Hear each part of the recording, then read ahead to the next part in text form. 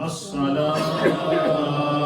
والسلام عليك يا سيدي يا رسول الله وعلى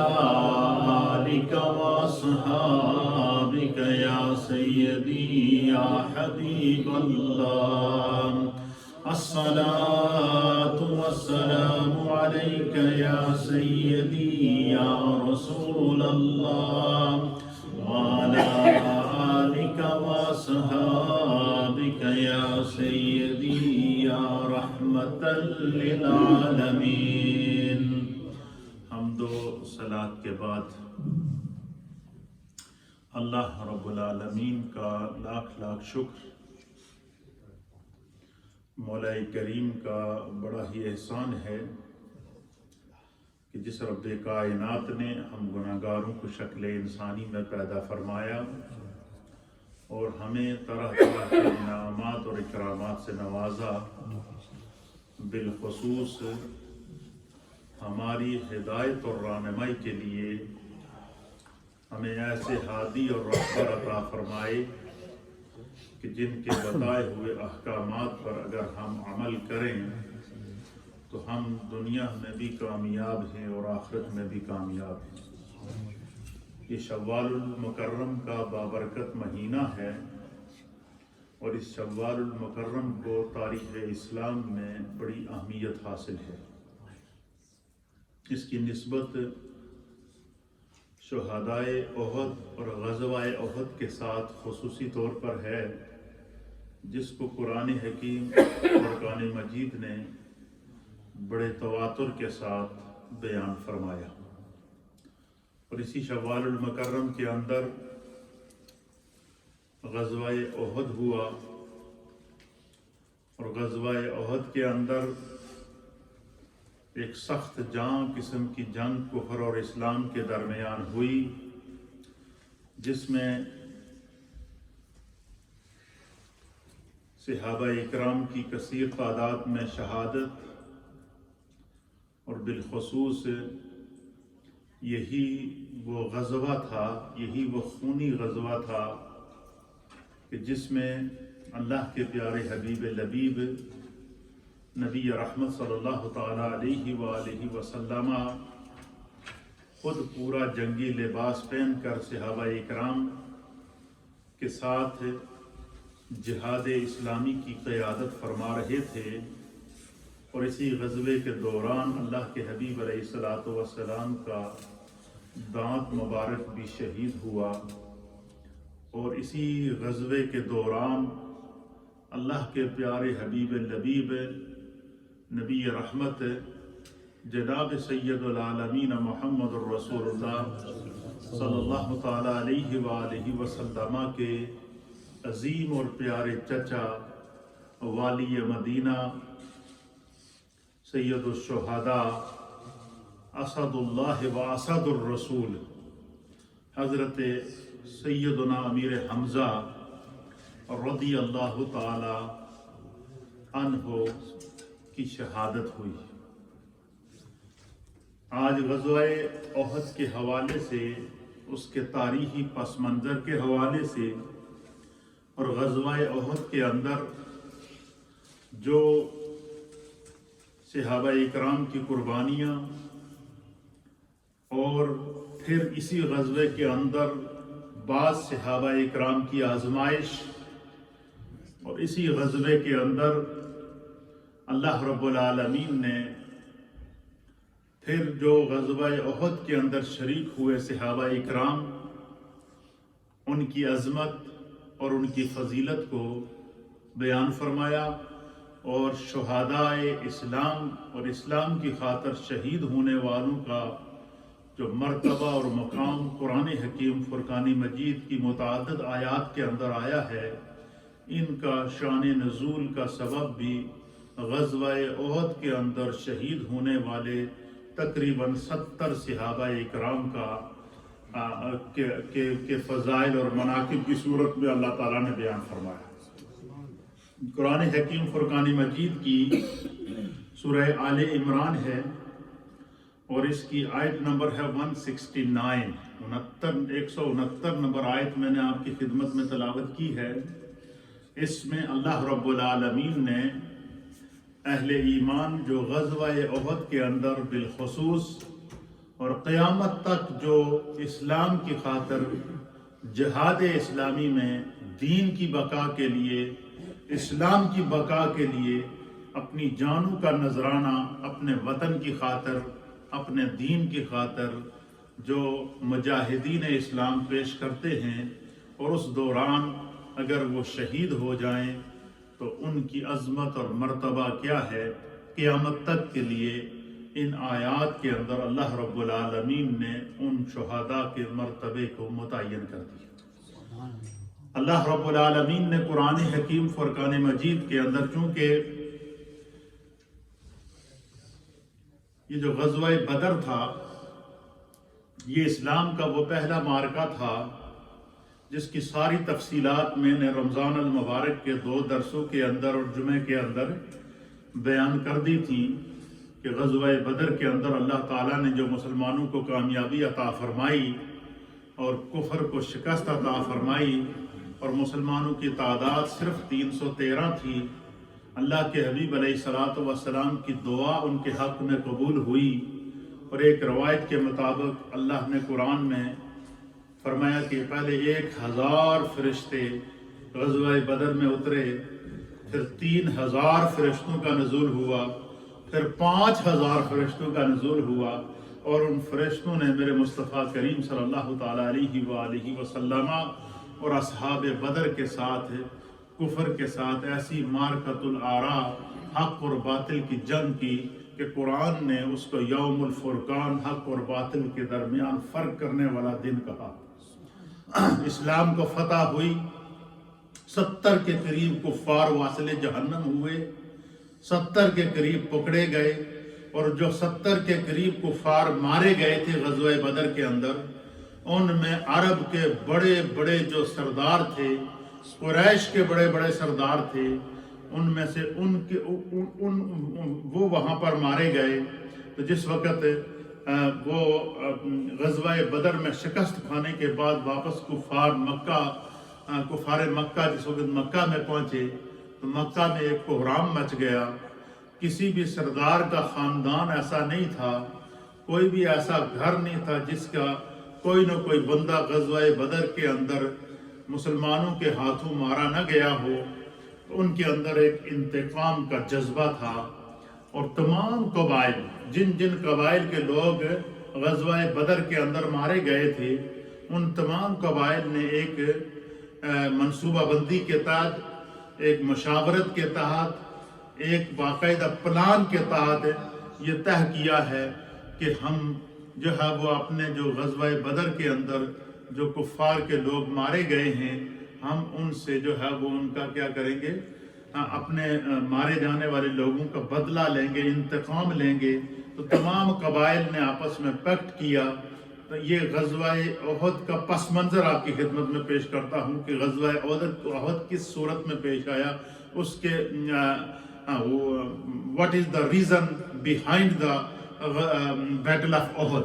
کہ بیٹل آف احد سے پہلے جو اس کا ریزن تھا وہ کیا تھا؟ اور ریزن یہ تھا کہ غزوہ بدر کے اندر جو لوگ مارے گئے، کفار کے بڑے بڑے سردار، ان تمام قبائل نے آپس میں پیکٹ کیا کہ ہم جو ہے وہ اپنے لوگوں کا بدلہ لیں گے۔ تو پھر انہوں نے ایک فوج ترتیب دی، ہر قبیلے کے لوگ ترتیب دیے، پھر جب وہ جنگی ساز و سامان جمع کیا، پوری طاقت کے ساتھ فوج ترتیب دی، اور اس پورے قافلے کی قیادت کفار مکہ کے سردار ابو سفیان کر رہے تھے، جن کو اللہ نے بعد میں ایمان کی سعادت بھی عطا فرمائی۔ تو اس وقت وہ اس قافلے کی قیادت کر رہے تھے۔ تو علماء محدثین اور اہل سیر نے لکھا ہے کہ غزوہ احد کے اندر جب شرکت کے لیے جو کفار نے جو پلان بنایا تھا، اس پلان کے مطابق تقریباً 3000 کے قریب جنگجو انہوں نے تیار کیے ہیں۔ 3000 کے قریب جنگجو انہوں نے تیار کیے ہیں، جو لڑنے والی فوج پھر اسی طریقے سے تقریباً ایک روایت کے مطابق 1000 کے قریب ان کے پاس گھوڑے تھے، 3000 کے قریب کفار کے پاس اونٹ موجود تھے، اور ان 3000 جو ان کی فوج کے سپاہی تھے ان میں سے ہر ایک کے پاس جنگ کی زرہ موجود تھی، ان میں سے ہر ایک کے پاس جنگ کے لڑنے کا سارا ساز و سامان موجود تھا، یعنی پوری سپر پاور کے ساتھ، پوری طاقت کے ساتھ، پوری تیاری کے ساتھ، پورے اہتمام اور انصرام کے ساتھ کفار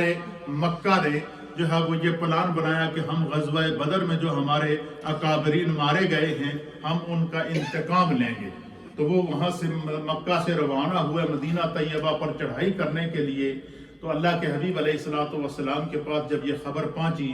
تو انہوں نے احد کا جو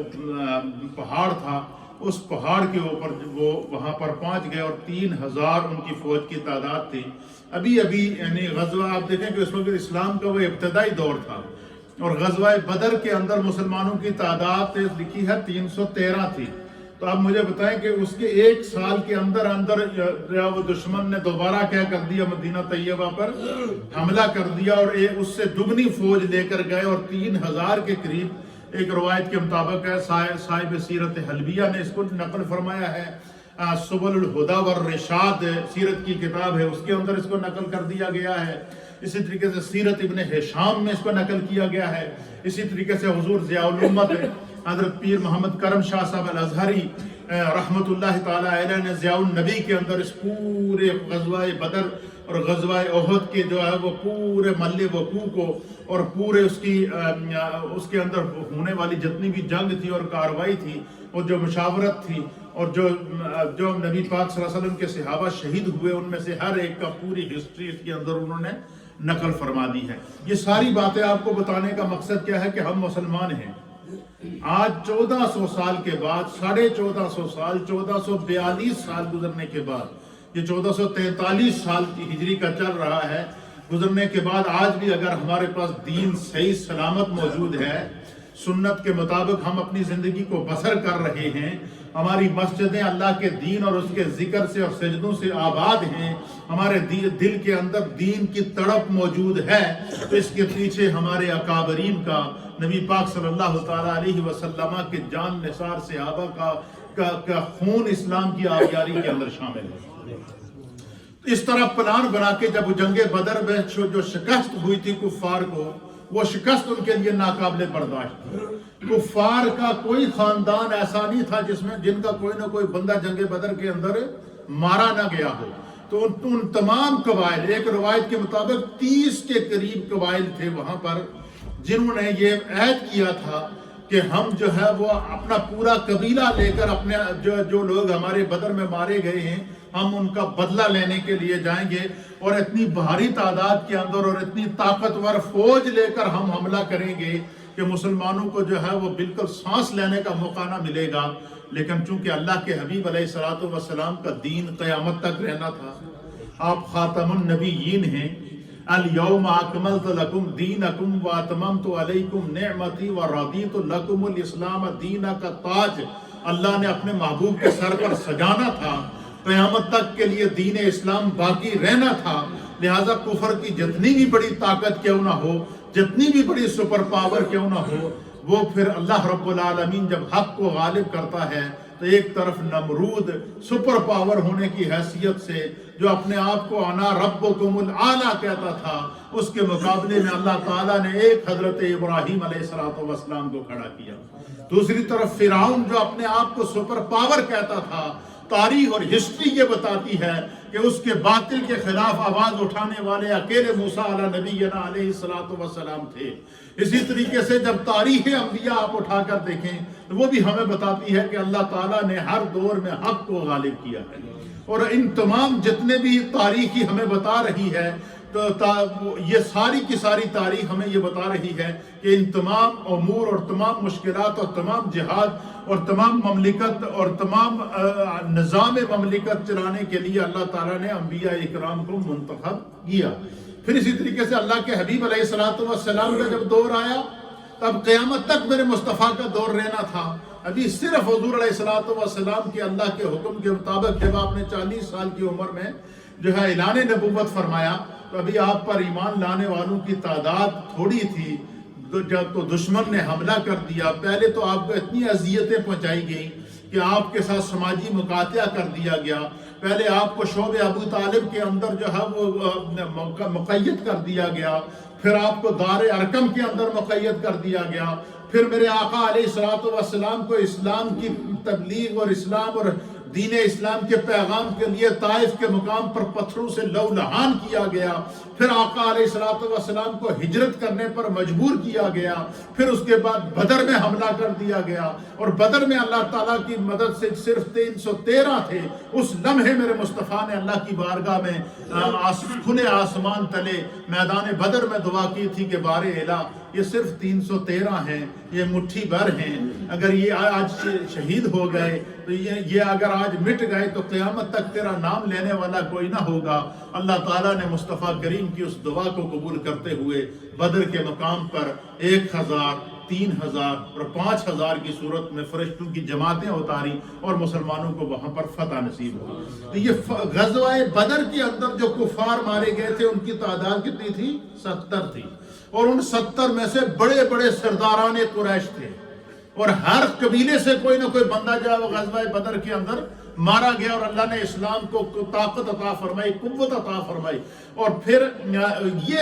اس غزوہ بدر کے اندر مارے جانے والے کفار کے انتقام کی پاداش میں پھر کفار نے، یہود و نصارہ نے پھر نئی پلاننگ کی ہے۔ پلاننگ کرنے کے بعد پھر انہوں نے 3000 کی فوج تیار کر کے پھر مکہ سے مدینہ کا سفر کیا، اور احد کی پہاڑی کے اوپر جا کر ڈیرا جمایا، اور پھر مسلمانوں کو جنگ کا چیلنج دیا۔ کیا کر دیا؟ اب جو کفار میدان بدر کے میدان احد کے اندر جنگ کرنے کے لیے آئے، ان کا جو کمانڈر ان چیف تھا وہ ابو سفیان تھا، جو بعد میں اللہ تعالیٰ نے ان کو ایمان کی سعادت عطا فرما دی۔ غزوہ بدر کے اندر جس شخص نے اللہ کے پیارے حبیب لبیب نبی رحمت صلی اللہ تعالیٰ علیہ وآلہ وسلم کے عظیم چچا حضرت سیدنا امیر حمزہ سید الشہداء کو شہید کیا تھا، اس کا نام وحشی تھا، اس کو بھی اللہ نے بعد میں ایمان کی جو وہ دولت نصیب فرما دی۔ پھر اسی طریقے سے ابو سفیان کی جو بیوی تھی ان کا نام ہندہ تھا، اور اس نے حضرت امیر حمزہ رضی اللہ تعالیٰ عنہ کا شہادت کے بعد ان کا سینہ اور پیٹ چیر کر ان کا کلیجہ نکال کر کچا چبایا تھا۔ تو اس وقت نبی علیہ السلام کو جب بتایا گیا کہ آپ کے چچا جان کو شہید کرنے کے بعد ان کا مسئلہ کیا گیا ہے، اور پھر بتایا گیا کہ فلاں خاتون ہے جس کا نام ہندہ ہے، اس نے آپ کے چچا جان کا کلیجہ نکال کر کچا چبایا ہے، تو اللہ کے حبیب علیہ السلام نے فرمایا کہ کیا اس نے وہ جو چچا جان کا کلیجہ چبایا تھا اس نے اس کو نگلا تھا، وہ خون اس کے اندر گیا تھا؟ تو بعض علماء اور محدثین نے لکھا ہے کہ یہ جو ہندہ کو بعد میں توبہ کی توفیق ہوئی اور وہ جو اسلام لے کر آئی ہے، وہ کوئی اس کا جو جرم تھا وہ اتنا بڑا تھا کہ جو ناقابل معافی تھا، لیکن چونکہ اسلام لانے کی پاداش کے اندر فرمایا اس کو جو اسلام کا نور دوبارہ نصیب ہوا، اس کی وجہ یہ تھی کہ اس کے ساتھ حضرت امیر حمزہ رضی اللہ تعالیٰ عنہ، اس کے جسم کے ساتھ حضرت امیر حمزہ کا خون مس ہو چکا تھا، اور نبی علیہ السلام نے فرمایا تھا کہ میرے چچا جان کا خون اور آل رسول کا خون جس کے جسم کے ساتھ مس ہو جائے، حضور نے فرمایا تھا اس کو جہنم کی آگ نہیں چھو سکے گی۔ پھر اس نے توبہ کی، پھر اللہ کے حبیب علیہ السلام نے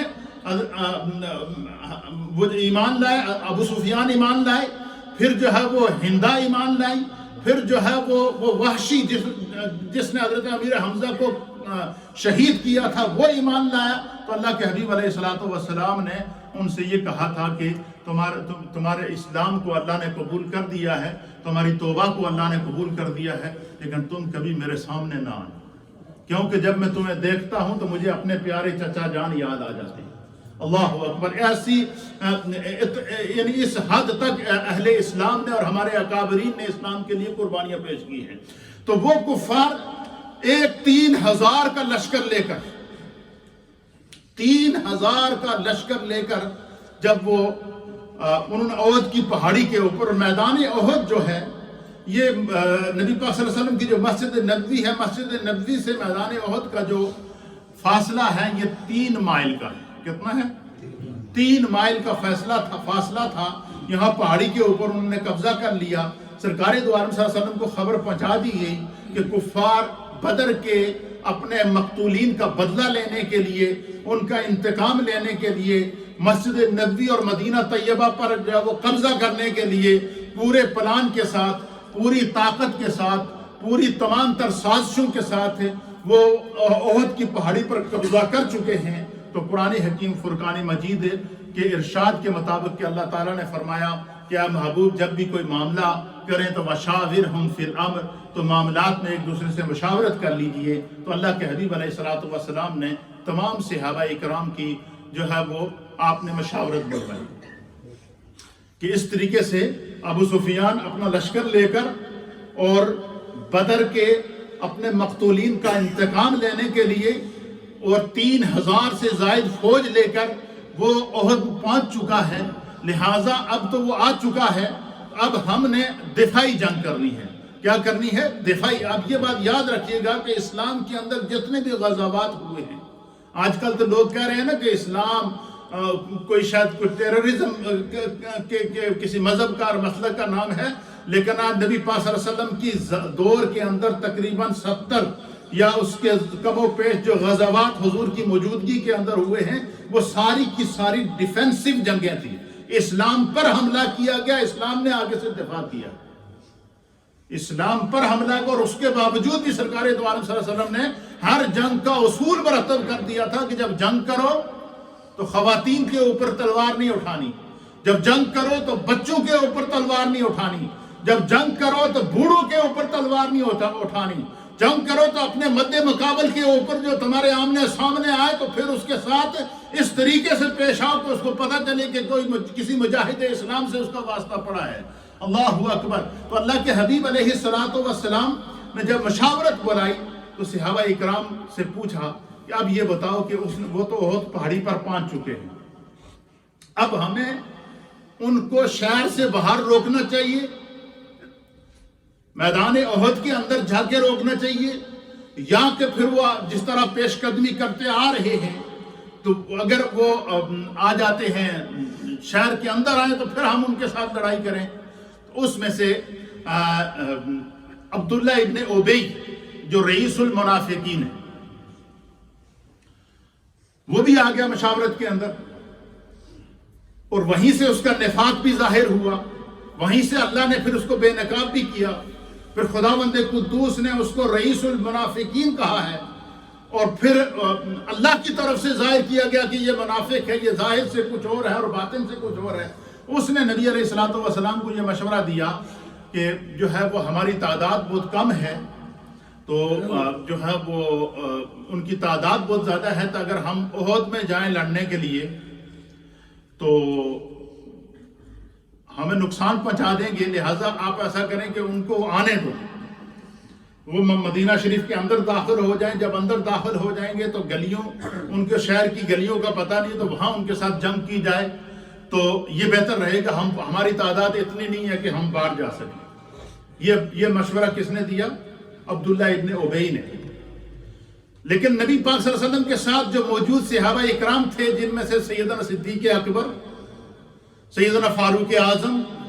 سیدنا عثمان غنی، سیدنا مولائے کائنات اور بڑے بڑے عظیم صحابہ اکرام جو غزوہ بدر کے اندر اپنی جواں مردی دکھا چکے تھے، انہوں نے عرض کیا یا رسول اللہ اگر ہم ان کا انتظار کرتے ہیں تو یہ کفر یہ سمجھے گا، یہ سمجھیں گے کہ مسلمان کمزور ہیں، ہمارا مقابلہ نہیں کر سکتے، اس لیے گھروں میں چھپ گئے ہیں، لہٰذا حملہ کر کے وہ آئے ہیں، ہم نے ان کو احد پہاڑی سے آگے نہیں بڑھنے دینا ہے، لہٰذا ہم مریں یا بچیں، شہید ہو جائیں یا کچھ بھی ہو جائے، ہم نے ان کا مقابلہ کرنا ہے، اور ہم باہر نکل کر ان کا مقابلہ کریں گے، اور پھر جو ہے وہ پھر دیکھتے ہیں کیا ہوتا ہے۔ اور صحابہ اکرام نے عرض کیا یا رسول اللہ آپ کی برکت سے اگر اللہ تعالیٰ نے 313 کو بدر کے مقام پر فتح عطا فرمائی تھی تو اب تو ہم کئی گنا زیادہ ہیں۔ تو اللہ کے حبیب علیہ الصلوۃ والسلام نے دونوں مشورے سنے، مشورے سننے کے بعد جب حضور نے دیکھا کہ اکثر صحابہ اکرام کی رائے یہ ہے کہ کفر کو مدینہ طیبہ میں داخل نہ ہونے دیا جائے، ان کا مقابلہ کیا جائے، وہ تو حملہ کر کے احد پہاڑی کے اوپر آ چکے ہیں، وہ قبضہ کر چکے ہیں، مورچہ بند ہو چکے ہیں، اور پھر جو مدینہ طیبہ کے ارد گرد کے جو یہود تھے، جو کفار تھے، وہ بھی ان کے ساتھ مل چکے تھے۔ تو اللہ کے حبیب علیہ الصلوۃ والسلام وہاں سے مشاورت سے اٹھے، آپ اندر گئے۔ اندر جانے کے بعد اہل سیر نے لکھا، صاحب تاریخ ابن ہشام نے، سیرت ابن ہشام نے لکھا ہے کہ، اور سیرت حلبیہ نے لکھا ہے کہ سرکار دو عالم صلی اللہ علیہ وسلم نے سب سے پہلے خود جنگی لباس پہنا۔ سب سے پہلے میرے آقا نے خود جنگی لباس پہنا، آپ نے زرہ پہنی، آپ نے تلوار اٹھائی، آپ نے نیزہ اٹھایا، تلوار کو اپنے گلے کے اندر لٹکایا، اور جنگی خول اپنے امامے کے اوپر جنگی خول پہنا۔ پہننے کے بعد مکمل جنگی جیسے ایک کمانڈر ان چیف ہوتا ہے، اس طریقے سے میرے آقا علیہ الصلوۃ والسلام، صحابہ ابھی مشاورت کے لیے بیٹھے ہوئے ہیں، سرکار اٹھ کے اندر گئے۔ اندر سے جب سرکار باہر تشریف لائے تو آپ نے پورا جنگی لباس پہنا ہوا۔ آقا علیہ، ایسا بھی کوئی کمانڈر دیکھیں، ابھی صحابہ تیار نہیں ہوئے، پہلے میرے آقا تیار ہوئے۔ اسی طریقے سے سرکار دو عالم صلی اللہ علیہ وسلم نے اگر امت کو 5 نمازیں پڑھنے کا حکم دیا ہے تو خود ساری زندگی 6 نمازیں پڑھی ہیں، تہجد بھی اپنے اوپر خرچ کر کے۔ اسی طریقے سے میرے آقا علیہ الصلوۃ والسلام ہر غزوے کے اندر صحابہ اکرام کے ساتھ شانہ بشانہ صف اول میں رہے۔ یہ ہوتی ہے طاقت، اور یہ اسلام کی وہ برکت تھی جب سرکار دو عالم صلی اللہ علیہ وسلم جنگی لباس پہن کر، تلوار کو حائل کر کے، اوپر خول پہن کے، زرہ پہن کر جب آپ باہر نکل کر آئے تو صحابہ اکرام کے اندر جیسے ایک نئی زندگی آ جاتی ہے۔ اللہ اکبر کی صدائیں لگاتے ہوئے تیار ہو گئے۔ جس کے پاس جو جنگی سامان تھا اس نے پہنا ہے۔ تو اس وقت مسلمانوں کی صف بندی، جمعے کا دن تھا، سرکار نے جمعے میں خطبہ ارشاد فرمایا، صحابہ اکرام کو بتایا استقامت کیا ہے، دین کی حقانیت کیا ہے، اسلام کے لیے جو قربانی دینے والے کا مرتبہ اور مقام کیا ہے۔ پھر یہ بھی بتایا کہ جب آپ کامل ایمان کے ساتھ اسلام کی بقا کے لیے میدان بدر میں گئے تھے تو خدا نے تمہیں وہاں پر فتح عطا فرمائی، اللہ نے تمہیں وہاں پر کیا عطا فرمائی؟ فتح عطا فرمائی ہے۔ پھر اللہ کے حبیب علیہ الصلوۃ والسلام نے صحابہ اکرام کے جمعے کے بعد صف بندی کی۔ صف بندی کرنے کے بعد عصر تک آپ صف بندی کر کے دیکھتے رہے کہ ہمارا لشکر کتنا تیار ہوا۔ تو اہل سیر نے لکھا ہے کہ مسلمانوں کا لشکر سرکار دو عالم صلی اللہ تعالیٰ علیہ وآلہ وسلم کی معیت میں اس کی تعداد 1000 تھی۔ کیا تھی؟ 1000 تھی۔ اللہ کے حبیب علیہ الصلوۃ والسلام نے صف بندی کر کے صحابہ اکرام کو کہا کہ چلیں تیاری کریں، اسلام کی بقا کے لیے، اسلام پر حملہ کر کے دشمن 5 مکہ سے سفر کر کے 3000 کے قریب جو کفار مکہ کی فوج احد کے اوپر قبضہ کر چکی تھی۔ سرکار دو عالم صلی اللہ علیہ وسلم کی معیت میں قافلہ روانہ ہوا، 1000 کے قریب تعداد تھی۔ اور پھر راستے میں عبداللہ ابن ابی جو منافق تھا، جس کو رئیس المنافقین حدیث کے اندر کہا گیا ہے، قرآن نے جس کی منافقت اور نفاق کا اللہ نے جس کا اعلان کیا ہے، اور جس کو اللہ نے اسی وقت بے نقاب کیا ہے۔ اور پھر ایک وقت ایسا آیا کہ اللہ کے حبیب علیہ الصلوۃ والسلام اس نے اپنے پیروکار اتنے تیار کر دیے تھے کہ بظاہر مسلمانوں کے ساتھ بیٹھتے تھے، کلمہ پڑھتے تھے اور کہتے تھے ہم مسلمان ہیں، ہم صحابی ہیں، اس طرح اعلان کرتے تھے، اور لیکن اندر سے ان کا دل کیا تھا؟ وہ کفار کے ساتھ ہے ملا ہوا تھا۔ تو پھر جس وقت لشکر روانہ ہوا، احد کے قریب پہنچنا شروع ہوئے، تو ابو سفیان نے اپنے قبیلے کے، اپنے جو لوگ جو اس کے ساتھ شامل ہوئے تھے، جو اس لشکر کے اندر شامل تھے، عبداللہ ابن ابی کے جو لشکر کے ساتھ جو لوگ تھے، اس کے جو قبیلے کے لوگ تھے، ان کی تعداد 300 تھی۔ کتنے تھی؟ 300 کے قریب وہ لوگ تھے جو عبداللہ ابن ابی کی اشارے کے اوپر اس کے اندر شامل ہوئے۔ اب جب دیکھے منافق کھڑا نہیں ہو سکتا، اور مومن کی طاقت اور منافق کی طاقت کا پتہ کہاں سے چلا؟ صحابہ اکرام جذبہ شہادت سے سرکار تھے، اور وہ اندر سے کانپ رہا تھا کہ کدھر جنگ وچ میں مارا ہی نہ جاؤں۔ اس نے کیا کیا؟ احد میں پہنچنے سے پہلے جو اپنے 300 بندے اس کے ساتھ تھے، ان کی میٹنگ کی، اور ان سے کہا جی کہ ہم نے تو رائے دی تھی کہ بھائی آپ ان ان کے ساتھ جنگ نہیں کر سکتے، ہم اندر سے ان کے ساتھ وہ ملا ہوا تھا، تو لہٰذا ایسا کرتے ہیں کہ ہم سے جنگ نہیں ہوتی، ہم واپس چلتے ہیں۔ تو وہ اپنے 300 لوگوں کو لے کر وہاں سے واپس پیچھے پلٹ گئے۔ اب مسلمانوں کی تعداد کتنی رہ گئی؟ 700 کی تعداد رہ گئی۔ اب جب جنگ کے لیے صف بندی ہوئی، سرکار دو عالم صلی اللہ علیہ وسلم نے صحابہ اکرام کو 2 حصوں میں تقسیم کیا۔ اب دیکھیں جبل احد جو لوگ مدینہ طیبہ گئے ہیں اور جہاں حضرت سید الشہداء حضرت امیر حمزہ والی مدینہ رضی اللہ تعالیٰ عنہ کا مزار پر انوار ہے، اس مزار کے آپ سامنے دیکھیں تو ایک چھوٹا پہاڑ ہے، تو مزار کے ساتھ جو مسجد ہے اس کے سامنے پار دیکھیں تو بڑا پہاڑ ہے، جو بڑا پہاڑ ہے وہ جبل احد ہے، اور جو سامنے جو چھوٹا پہاڑ ہے اس پہاڑ کو جبل الرحمن آئی تھنک کہتے ہیں، یا کوئی ایسا نام ہے اس پہاڑ کا۔ اس پہاڑ کے اوپر سرکار دو عالم صلی اللہ علیہ وسلم نے صحابہ اکرام کی ایک جماعت، مجاہدین کی ایک جماعت کو اس چھوٹے پہاڑ کے اوپر کھڑا کیا، وہ تیر انداز تھے۔ حضور علیہ الصلوۃ والسلام کو اللہ کی طرف سے یہ اشارہ تھا، اور مسلمانوں کے اوپر وہاں پر آزمائش آئی۔ جس وقت جنگ شروع ہوئی، حضور علیہ الصلوۃ والسلام نے جو صحابہ اکرام کا قافلہ چھوٹے پہاڑ کے اوپر، جو حضرت امیر حمزہ رضی اللہ تعالیٰ عنہ کے مزار کے بالکل سامنے ہے، اس پہاڑ کے اوپر جن صحابہ اکرام کو رکھا اور ان سے کہا کہ تم چاہے اس جنگ میں ہمیں فتح ہو یا اس جنگ میں ہمیں شکست ہو، تم نے اس پہاڑی کو نہیں چھوڑنا۔ دیکھیں حضور علیہ الصلوۃ والسلام کی حکمت عملی دیکھیے، کیا فرمایا؟ اس پہاڑی کو نہیں چھوڑنا، اس پہاڑی کے پیچھے سے اگر دشمن حملہ کرتا ہے تو تم نے پہاڑ کے اوپر سے ان کے اوپر تیر برسانے ہیں تاکہ وہ پیش قدمی نہ کر سکے، آگے نہ بڑھ سکے۔ اب جس وقت جنگ شروع ہوئی، اہل سیر نے لکھا ہے کہ ایسا مارکۃ الآراء مقابلہ ہوا کہ کفر کے جو ہے وہ پر ہچے اڑا کے رکھ دیے صحابہ اکرام نے۔ کفر مجبور ہو گیا، بھاگنے پر مجبور ہو گیا۔ 30 کے قریب جو ہے وہ ان کے سردار وہاں پر مارے گئے، اور وہ اپنا ساز و سامان چھوڑ کر بھاگ گئے پیچھے، حتیٰ کہ 3000 فوج کا جتنا بھی ساز و سامان تھا مسلمانوں نے اس کے اوپر قبضہ کر لیا۔ باقاعدہ فتح بالکل کا خوشی کا منظر شروع ہو چکا تھا۔ اب صحابہ اکرام جن کو حضور نے جہاں سے آزمائش آئی، آزمائش ایک تو یہ کہ صحابہ اکرام کی ذہن میں، بعض صحابہ کے ذہن میں یہ آ گیا تھا کہ جس طرح بدر میں ہمیں جو ہے وہ فرشتوں کی طرف سے مدد آئی، ادھر سے بھی مدد آ جائے گی، لیکن یہ ایک ذہن کے اندر سوچ آ گئی۔ پھر اسی طریقے سے اللہ کے حبیب نے فرمایا تھا کہ اس پہاڑی کو تم نے نہیں چھوڑنا ہے، چاہے جنگ میں فتح ہو یا۔ انہوں نے جب کفر کے قدم اکھڑ گئے تو مسلمانوں نے مال غنیمت جمع کرنا شروع کر دیا۔ اس پہاڑی کے اوپر جو صحابہ اکرام تھے ان میں سے بعض نے کہا فتح ہو گئی ہے، دشمن بھاگ گیا ہے، لہٰذا ہمیں بھی جا کر مسلمانوں کی مدد کرنی چاہیے اور مال غنیمت جمع کرنا چاہیے۔ اور ان میں سے بعض صحابہ نے کہا کہ حضور نے فرمایا تھا کہ چاہے تمہیں شکست ہو یا فتح ہو، تم نے پہاڑی نہیں چھوڑنی ہے۔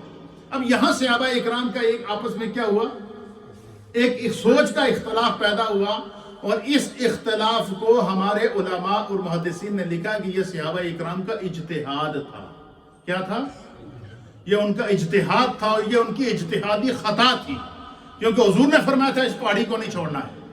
تو انہوں نے وہ فیصلہ کر لیا کہ ہم بھی چلتے ہیں۔ جیسے ہی انہوں نے پہاڑی کو چھوڑا، دشمن نے اسی پہاڑی کے ذریعے دوبارہ حملہ کر دیا پیچھے سے۔ اب جب دشمن نے حملہ کیا تو وہ اتنا طاقتور حملہ تھا کہ اس میں 70 کے قریب صحابہ اکرام کو شہادت ہوئی، اور اس کے دوران نبی علیہ الصلوۃ والسلام کا دانت مبارک بھی کیا ہو گیا، شہید ہوا۔ اور قرآن حکیم فرقان مجید نے باقاعدہ جو ہے وہ یہ بیان کیا ہے کہ وہ جو لوگ وہاں پر جنہوں نے وہ بعد میں صحابہ اکرام کو ندامت ہوئی، پریشانی ہوئی، استغفار کیا، نبی پاک کی بارگاہ میں حاضر ہو گئے، اللہ کیونکہ ان کے دل صادق تھے، تو اللہ تعالیٰ نے قرآن میں وہی نازل کر کے فرمایا کہ وَلَقَدْ عَفَا اللَّهُ عَنْهُمْ إِنَّ اللَّهَ غَفُورٌ حَلِيمٌ، کہ جو ہے وہ اللہ تعالیٰ نے ان کو معاف کر دیا۔ اللہ تعالیٰ ان کے جذبات صادق تھا، خدا نے ان کو معاف کر دیا ہے۔ اللہ تعالیٰ معاف کرنے والا، حلم والا ہے۔ تو اس آزمائش سے مسلمانوں کو گزرنا پڑا، اور پھر اس میں سید الشہداء حضرت امیر حمزہ رضی اللہ تعالیٰ عنہ کی شہادت ہوئی، حضرت عبداللہ کی، دیگر صحابہ اکرام کی۔ وقت اپنے دامن میں وسعت نہیں رکھتا، انشاءاللہ منڈے کا جو ہمارا درس ہوگا اس میں انشاءاللہ حضرت امیر حمزہ رضی اللہ تعالیٰ عنہ کی شہادت اور ان کی جوامردی پر گفتگو کروں۔